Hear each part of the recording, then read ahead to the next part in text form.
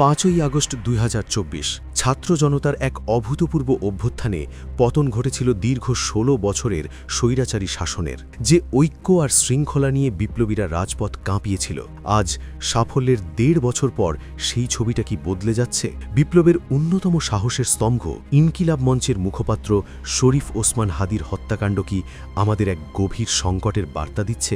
আজ আমরা বিশ্লেষণ করব জুলাই বিপ্লবের চেতনা কি তবে অপমৃত্যুর দিকে যাচ্ছে? শরীফ ওসমান হাদি একজন তরুণ, মেধাবী এবং অনলবর্ষী বক্তা, আধিপত্যবাদ ও দুর্নীতির বিরুদ্ধে যার কণ্ঠ ছিল আপোষহীন। গত কয়েকদিন আগে এই বিপ্লবী নেতাকে পরিকল্পিতভাবে হত্যা করা হয়েছে। এই হত্যাকাণ্ডকে কেন্দ্র করে দেশ জুড়ে ছড়িয়ে পড়েছে চরম উত্তেজনা।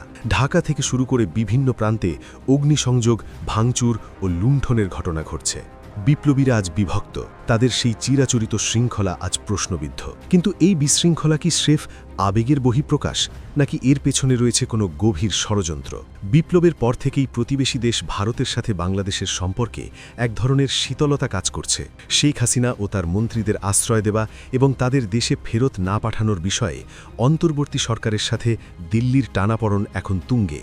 এরই মাঝে জাতীয় নাগরিক পার্টির এনসিপির নেতা হাসনাত আবদুল্লার মতো নেতাদের ভারত ভাঙার বক্তব্য বা কূটনৈতিকদের নিরাপত্তার হুমকি কি কূটনৈতিক শিষ্টাচার বহির্ভূত নয়? ভারত ইতোমধ্যেই তাদের ভিসা কেন্দ্র বন্ধ করেছে। এই অস্থিরতা কি আমাদের দেশকে আরও বড় কোনো বিপদের দিকে ঠেলে দিচ্ছে না? 1.5 বছর শান্ত থাকার পর হঠাৎ কেন সংবাদ মাধ্যম আর সাংস্কৃতিক সংগঠনের ওপর হামলা? প্রথম আলো, ডেলি স্টার, উদীচি কিংবা ছায়ানট, এই প্রতিষ্ঠানগুলো কেন আজ আগুনের লক্ষ্যবস্তু?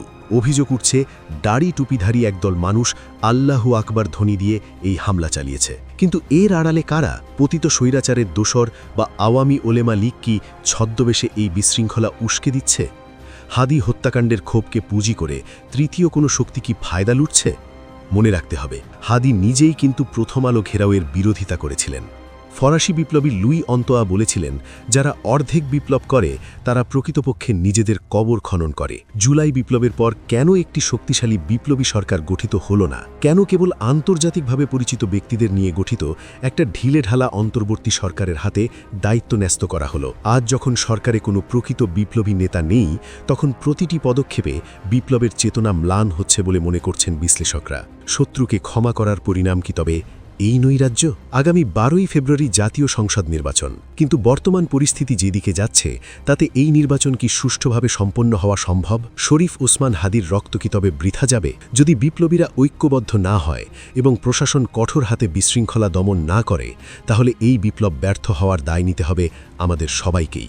বিপ্লব রক্ষা করাই এখন বড় বিপ্লব।